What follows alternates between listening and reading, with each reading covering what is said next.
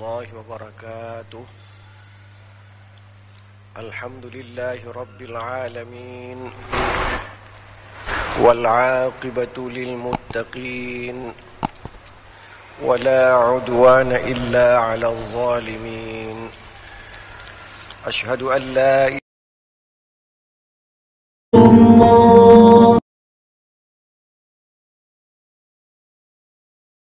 والمرسلين. اللهم صل على سيدنا محمد وعلى آله وأصحابه أجمعين. عباد الله، hadirin hadirat peserta halaqah maghrib pada Masjid Raya Baitur Rahman yang kita cintai ini, para pendengar radio Baitur Rahman, para pendengar radio Republik Indonesia cabang Banda Aceh, para pendengar radio Serambi FM, dan para pendengar radio-radio lainnya yang turut serta menyebarluaskan halaqah maghrib dari Masjid Raya Baitur Rahman Banda Aceh. Marilah kita panjatkan puji dan syukur kepada Allah Subhanahu wa ta'ala yang memberi kesempatan hidup kepada kita sampai kepada waktu dan detik ini. Kita sekarang telah berada di tahun 2021 Masehi dan telah berada di bulan 2, bulan Februari, yang sudah berada di pertengahannya. Mudah-mudahan kesempatan hidup yang diberikan kepada kita itu telah kita gunakan sesuai dengan tuntunan agama kita. Salawat beriring salam kita sampaikan kepada baginda Rasulullah sallallahu alaihi wasallam. Kita mencintai beliau sehingga kapan saja disebut namanya kita berselawat kepada Allah Subhanahu wa ta'ala. Mudah-mudahan selawat kita itu sampai kepada baginda Rasulullah sallallahu alaihi wasallam. Yang agak kita merasa sedih sampai sekarang, teman-teman kita yang telah menyetor uang untuk umrah, berniat untuk datang mengunjungi makam baginda Rasulullah sallallahu alaihi wasallam, sampai saat ini masih belum terwujud adanya. Mudah-mudahan pandemi COVID-19 itu segera berakhir, sehingga teman-teman kita yang punya dana untuk umrah dapat melaksanakan sesuai dengan jadwal yang telah ditetapkan. Hadirin hadirat berbahagia, keterkaitan kita dengan Baitullah sangat diperlukan, karena kita di saat salat kita menghadap ke Baitullah, dan kita telah melaksanakan salat maghrib secara berjamaah. Mudah-mudahan pahala yang kita terima lebih banyak dibandingkan dengan orang yang melaksanakan salat secara sendirian. Bahkan kita merasa gembira melihat kalau dibandingkan dengan orang-orang yang tidak salat, lalai, entah kenapa tidak menyahuti panggilan muazzin hayya 'alas shalah. Mudah-mudahan teman kita itu segera bertaubat, memperbaiki kehidupannya, sehingga salat tepat pada waktunya dan diterima oleh Allah Subhanahu wa taala. Makin banyak orang yang baik, yang saleh, makin mudah kita hidup bersama mereka. Hadirin hadirat yang berbahagia, kita telah membacakan ayat 23 dari surat Ar-Ra'd yang menyatakan penghuni syurga jannatu adnin, mereka adalah orang-orang ulul albab. Mereka akan masuk ke dalam syurga jannatu adnin bersama dengan ayah-ayah mereka, bersama dengan para istri mereka, dan bersama dengan keturunan mereka. Mudah-mudahan kita ini akan menjadi penghuni syurga jannatu adnin, entah karena kita berbuat baik atau karena orang-orang tua kita berbuat baik sehingga kita mengikuti jejak mereka. Aceh ini tetap Islam dan kita akan memperjuangkannya untuk kebahagiaan hidup di dunia dan kebahagiaan hidup di akhirat kelak. Seorang muslim punya rencana hidup bukan untuk kebahagiaan di dunia saja. Dia punya rencana hidup untuk bahagia di dunia dan bahagia di akhirat kelak. Hadirin hadirat yang berbahagia, marilah kita bacakan beberapa potong ayat suci Al-Quranul Karim sambil kita bersalawat kepada Rasulullah sallallahu alaihi wasallam. Karena beberapa ayat Al-Quranul Karim menceritakan kepada kita bagaimana keras kepalanya orang-orang musyrikin, orang-orang kafirin menentang agama yang dibawa oleh Nabi besar Muhammad sallallahu alaihi wasallam. Salah satu ayat yang menceritakan tentang keras kepalanya mereka menentang dakwah baginda Rasulullah sallallahu alaihi wasallam adalah ayat 27 dari surat Ar-Ra'd yang berbunyi, A'udzu billahi minasy syaithanir rajim. Bismillahirrahmanirrahim. Wa yaqulu alladhina kafaru laula unzila alaihi ayatun min rabbih. Qul innallaha yudhillu man yasha wa yahdi ilaihi man anab. Shadaqallahul azim. Ayat ini menceritakan tantangan-tantangan yang dihadapi oleh baginda Rasulullah bersama sahabatnya. Tantangan itu berasal daripada orang kafir. Dan berkatalah orang-orang kafir ketika disajikan kepada mereka ayat-ayat suci Al-Quranul Karim sebagai mukjizat dari Allah Subhanahu wa ta'ala, mereka tidak mau menerima Al-Quran. Mereka minta, laula unzila alaihi ayatum min rabbih, kenapa tidak diturunkan ayat-ayat berupa mukjizat yang dapat dilihat dengan mata. Mereka telah membaca Zabur, mereka telah membaca Taurat, mereka telah membaca Injil. Mereka mendapat pengetahuan bahwa Nabi Musa dapat membelah lautan merah, airnya berhenti mengalir. Mereka berjalan menuju Sinai. Tongkat itu adalah mukjizat.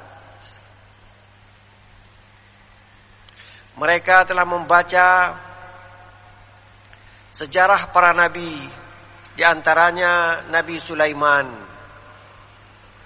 Bisa berbicara dengan binatang. Dan kalau binatang berbicara sesamanya, Nabi Sulaiman mengerti apa pembicaraannya. A'udzubillahi minasyaitonirrajim. Udkhulu masakinakum la yahtimannakum Sulaiman wa junuduh. Seekor semut atau raja dari semut itu memerintahkan teman-temannya, udkhulu masakinakum, masuklah ke lubang tempat kamu tinggal. La yahtimannakum Sulaiman wa junuduh. Tidak akan diinjak. Nanti kamu kalau tidak masuk akan diinjak oleh tentara-tentara Sulaiman. Wahum la yash'urun, mereka tidak tahu, tidak sadar sudah menginjak kalian. Kalian mati, mereka enggak tahu karena binatang itu kecil sekali. Itu mukjizat Nabi Sulaiman. Mukjizat Nabi Isa dan seterusnya dapat dilihat. Sementara Rasulullah mengatakan mukjizat aku inilah Quran. Mereka minta laula unzila alaihi ayatun.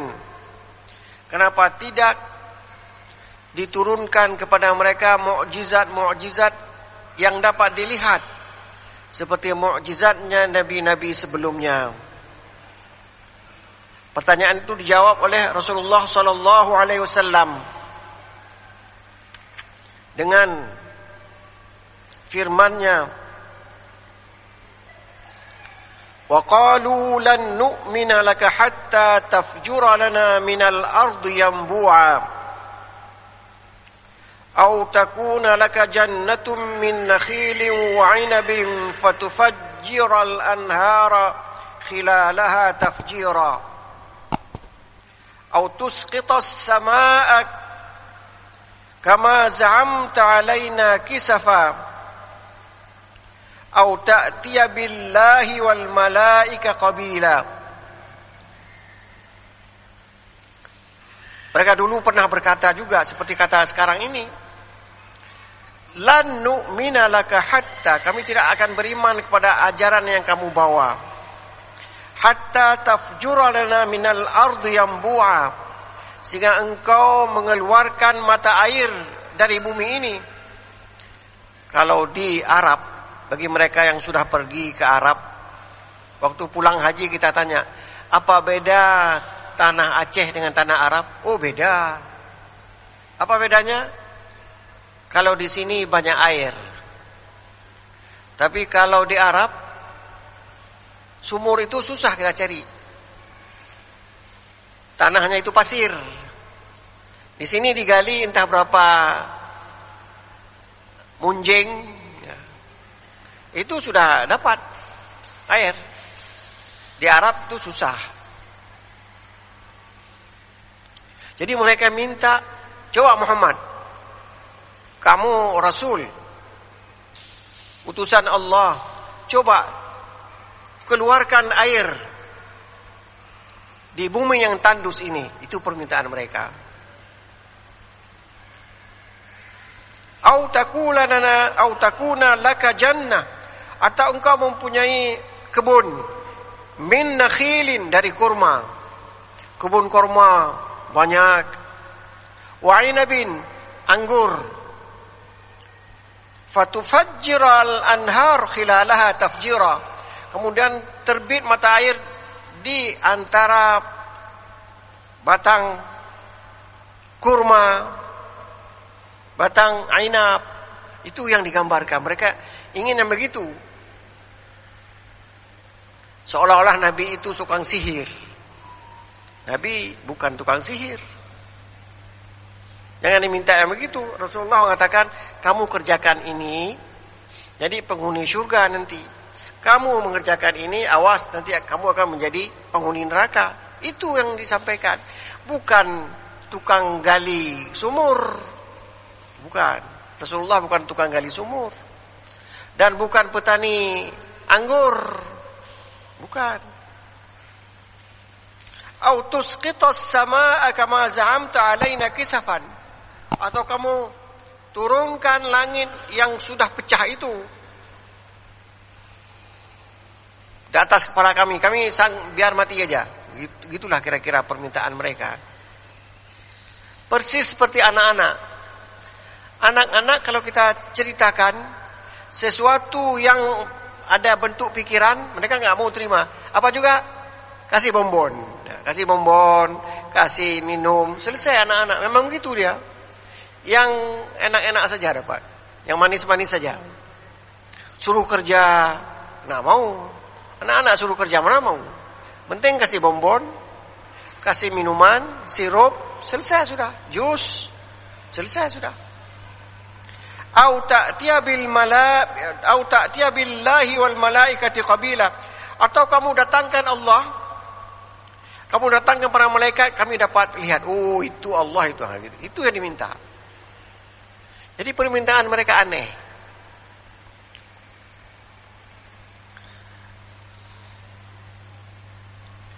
Allah mengatakan, menjawab pertanyaan mereka. Walau annana nazzalna ilaihimul malaikah wa kallamahumul mauta wa hasyarna alaihim kulla syai'in qubula ma kanu liyu'minu. Al-Quran ayat 111 dari surat Al-An'am. Apa katanya? Kalau itu tidak terjadi kalau. Biasanya kalau kata-kata kalau itu tidak terjadi.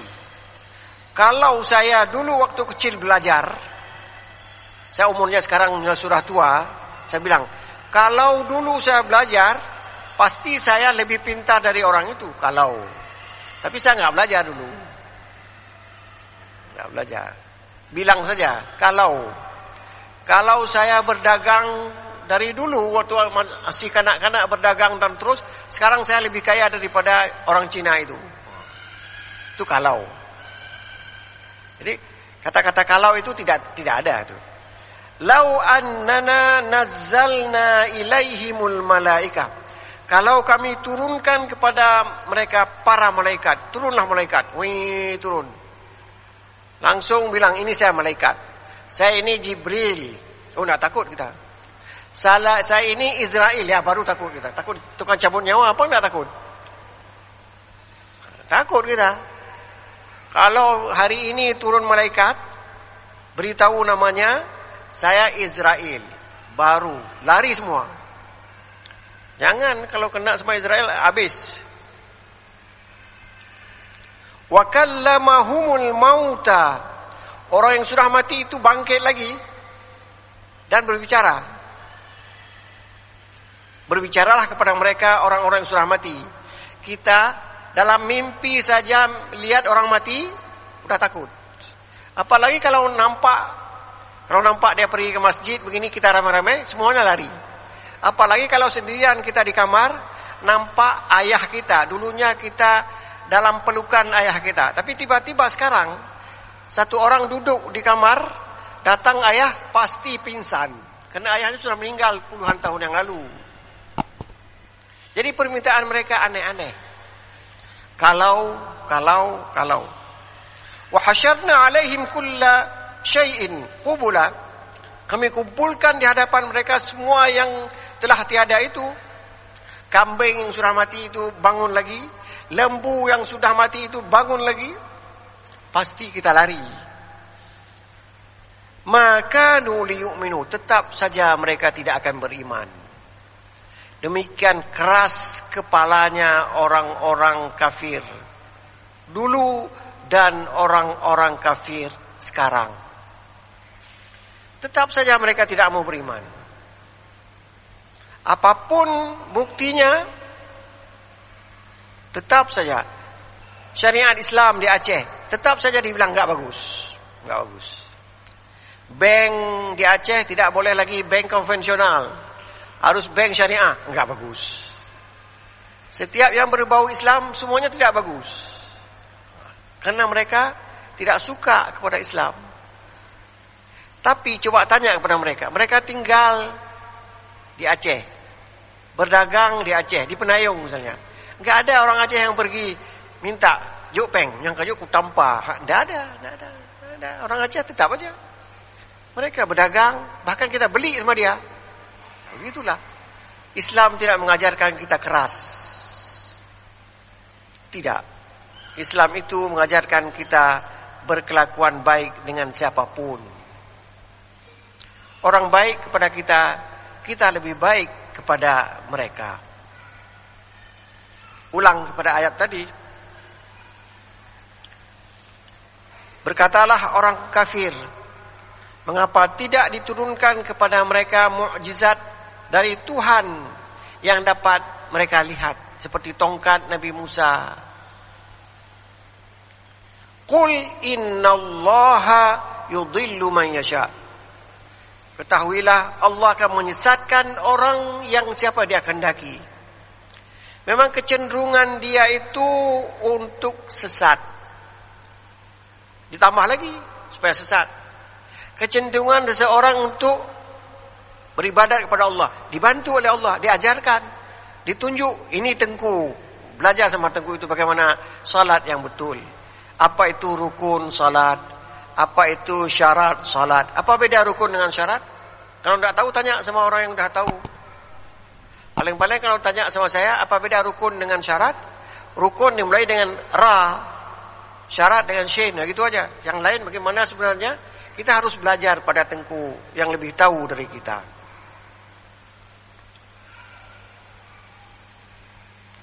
Bahkan mereka mengatakan Quran itu betul sebenarnya. Betul kata mereka. Tapi bukan diturunkan kepada Nabi Muhammad. Bukan turun kepada Muhammad, kepada orang lain. Apa kata mereka? Wa qalu laula nuzzila hadzal Qur'anu ala rajulin minal qaryataini azim. Mereka berkata, mengapa tidak diturunkan Quran ini kepada seorang yang hebat dari dua buah dusun, dua buah qaryah. Qaryataini, dua buah qaryah. Kata mereka siapa? Urwah bin Mas'ud As-Saqafi yang ada di Taif. Itu yang patut diturunkan kepadanya Al-Quran itu. Kalau pada Muhammad tidak pantas Quran itu diturunkan kepadanya. Atau Al-Walid bin Al-Mughirah yang ada di Makkah. Jadi dua orang, satu di Taif, satu di Makkah, itu yang pantas menerima Al-Quran. Kalau Muhammad tidak. Kenapa? Mereka menganggap Nabi Muhammad tidak pantas menerima Al-Quran. Karena pertama dia yatim. Kedua dia miskin. Sementara Urwah dan Al-Walid, yang satu di Taif, satu di Makkah, itu orang kaya, orang pintar, kepada mereka lah diturunkan. Itu kehendak mereka, kehendak Allah bukan begitu. Kehendak Allah diturunkan kepada Nabi Muhammad karena orangnya fatanah, pintar. Nabi Rasulullah itu pintar orangnya. Kedua, amanah. Kalau diturunkan, disampaikan. Itu bedanya. Berbeda dengan orang, kalau ada ayat yang enggak cocok dengan hati kita, waktu turun, kita sembunyikan, enggak bilang. Ataupun kita bilang kita maksudnya lain lagi. Tidak. Nabi Muhammad kalau dibilang untuk dia juga disampaikan. Begitu. Amanahnya, kejujurannya baginda Rasulullah sallallahu alaihi wasallam. Jadi kehebatan orang yang menerima Al-Quran menurut mereka ukurannya itu ar-rajulus syarif huwa alladhi yakunu katsiral mal wal jah. Menurut mereka, orang yang pantas menerima Al-Quran itu orang yang kaya. Pertama kaya. Kedua ada jah, hebat, dicuri. Nah, gitu. Rasulullah dikenal, tapi dia tidak kaya. Itu aja. Allah menghendaki demikian, itulah. Kehendak Allah harus terjadi. Kepada kita pun sekarang kehendak Allah harus terjadi. Kehendak Allah, saya laki-laki. Kalau ditanya sama waktu mau lahir dulu ditanya, kamu mau perempuan atau laki-laki? Enggak, Allah, saya mau perempuan saja. Tapi Allah sudah menghendaki kita laki-laki, kita terima. Waktu lahir kita kecil dulu. Enggak mau Allah saya lahir kecil. Saya mau lahir jadi hebat terus. Enggak ada. Semuanya kita harus ikut. Jadi ketentuan Allah menurunkan Al-Quran kepada Nabi Muhammad, itu ketentuan yang berlaku. Keinginan mereka untuk diturunkan kepada Al-Walid dan atau kepada Urwah itu tidak benar adanya. Jadi mereka sudah sesat dan Allah menyesatkan mereka.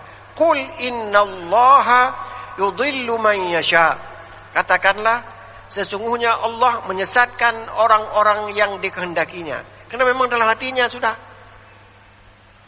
menyimpang.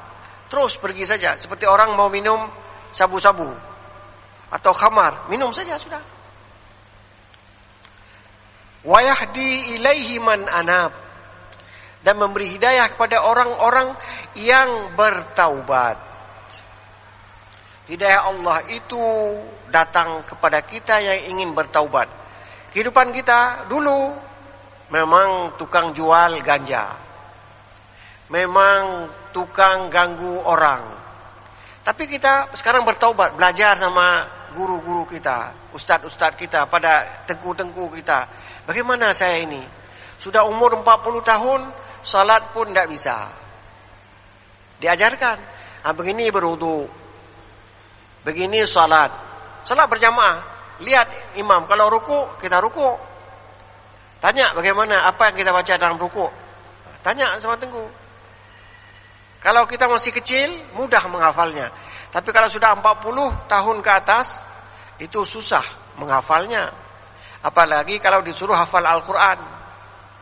Ilo ronyo kaji hafal qul huwallahu ahad, Allahus samad, lam yalid walam yulad walam yakul lahu kufuwan ahad. Besok diajar qul a'udzu birabbil falaq.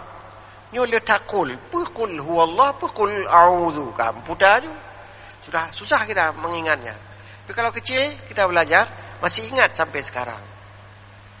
Quran itu harus diajarkan di saat anak masih kecil. Dulu kita 6 tahun dibawa oleh orang tua kita ke tempat pengajian di kampung, disuruh ajarkan kepada kita bagaimana membaca Al-Quran. Sampai kita tahu ini idgham, ini iqlab. Tahu kita sikit-sikit karena dulu belajar. Tapi kalau sekarang tidak mungkin lagi. Hadirin berbahagia, kita kembali kepada cerita bagaimana keras kepalanya penduduk Mekah, kafir Quraisy, menantang dakwah daripada baginda Rasulullah sallallahu alaihi wasallam. Mereka berkata, orang kafir Quraisy berkata, kenapa tidak diturunkan kepadanya mukjizat yang dapat dilihat? Katakanlah Muhammad, kalau hati mereka cenderung kepada neraka, langsung ditolak masuk neraka. Tapi kesempatan untuk bertaubat selalu dibuka. Selama kita belum sampai nyawa kita di kerongkongan, masih diterima taubat kita. Dan Allah suka kepada hambanya yang bertaubat. Hadirin hadirat yang berbahagia, kita sambung ayat 28 dari surat Ar-Ra'd. Alladzina amanu wa tatma'innu qulubuhum bidzikrillah. Ala bidzikrillahi tatma'innul qulub. Kalau sudah tadi diceritakan kepada orang kafir, Al-Quran sekarang menceritakan kepada orang beriman. Mau pilih mana? Mudah-mudahan kita selalu memilih orang beriman. Bagaimana orang beriman? Alladzina amanu, orang yang beriman. Wa tatma'innu qulubuhum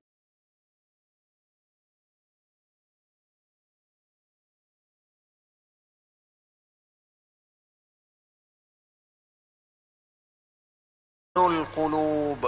Ketahuilah, dengan berzikir kepada Allah, hati itu akan tenang. Untuk apa kekayaan kita banyak sekali? Toko ada 6 buah. Uang di bank banyak. Tapi hati ini tidak tenang. Nyontek toko tutung. Kita takut nanti toko kita itu terbakar. Atau barangnya dirampok. Banyak toko yang dirampok barangnya. Atau ada toko lain di depan, tidak ada lagi pembeli di toko kita, beli ke sana. Ada yang begitu, takut juga kita. Uang deposito, siapa tahu nanti dicuri orang. Tapi kalau kita hati tenang, hidup sederhana, karena berzikir kepada Allah Subhanahu wa ta'ala, maka itulah kehidupan yang terbaik. Saya baca dalam sebuah tafsir, dikatakan begini. Ayat ini mengatakan, orang beriman ketika disebut nama Allah, dia akan tenang hatinya. Bagaimana kiranya firman Allah dalam surat Al-Anfal ayat 2 yang berbunyi, Innamal mu'minuna alladzina idza dzukirallahu wajilat qulubuhum. Al-Anfal ayat 2. Sesungguhnya hanya saja orang beriman itu apabila disebut nama Allah, bergetarlah hatinya. Kata Allah, kata penulis tafsir ini, nah ini bertentangan. Satu dikatakan tenang hati kita disebut nama Allah. Di saat yang lain kita bergetar hati ketika disebut nama Allah. Yang mana yang? Apakah hati kita kadang-kadang tenang, kadang-kadang bergetar? Apakah dua ayat ini bertentangan? Kalau kita dapat begitu, langsung kita tanya kepada guru kita, ustadz kita, tengku kita. Jangan langsung di rumah ambil kesimpulan sendiri. Jangan. Kalau ada hal-hal yang seperti rukun dan syarat tadi nggak tahu, tanya. Kata para ulama, kalau disebut pahala, hati kita tenang. Mudah-mudahan kita termasuk orang yang dapat pahala, seperti orang yang masuk ke dalam surga Adnin. Bukan dia saja masuk, ayahnya pun dimasukkan ke situ. Istrinya juga diminta untuk masuk ke situ. Keturunannya juga ikut. Mudah-mudahan kita itu tenanglah hati kita. Mungkin ibadah kita sedikit, ayah kita banyak ibadahnya, kita akan ikut nanti masuk surga bersama ayah kita. Tapi kalau wajilat, bergetar hati kita ketika disebut neraka. Panasnya api neraka dibandingkan dengan panas api yang ada di sini, jauh lebih panas api neraka. Sekarang kalau api di dunia sedikit kena di kaki kita sudah sakit sekali, apalagi kalau kena api neraka. Hati kita bergetar, takut. Inilah kira-kira pendapat para ulama. Kadang-kadang kalau kita paham ayat suci Al-Quranul Karim, kita takut. Kita memperbaiki hidup kita akan sesuai dengan tuntunan agama. Kadang-kadang kita lalai. Anak kita tidak perhatikan. Pendidikannya lepas begitu saja. Nanti ketika kita meninggal, kita harus mempertanggungjawabkan kenapa kita lalai, tidak memperhatikan pendidikan anak kita. Anak kita tidak bisa baca Quran, kita turut salah. Tanyo hanjit Al Quran, anding hanjit. Marilah yang baik, kita bisa baca Quran, anak kita bisa baca Quran, bahkan anak kita lebih pintar dari kita. Itu yang diinginkan. Hadirin hadirat berbahagia, ini antara surat Al-Anfal dengan surat Ar-Ra'd tidak ada pertentangan. Menurut para ulama, yang satu bergetar ketika disebut ayat-ayat siksa. Inna azabi la syadid. Azab saya, kata Allah, sangat keras. Ya, macam-macam. Bergetar hati kita. Tapi waktu disebut orang yang masuk surga, tidak masuk sendirian. Dia ajak lagi ayah, istri, dan anak serta cucunya untuk bersenang-senang dalam neraka, dalam surga. Mudah-mudahan kita termasuk orang yang mendapat kebahagiaan dalam surga Adnin, dan surga, nama surga banyak. Jannatul Firdaus, itu surga yang paling tinggi di akhirat kelak. Mudah-mudahan kita menjadi penghuni surga Firdaus. Amin ya rabbal alamin. Wassalamualaikum warahmatullahi wabarakatuh.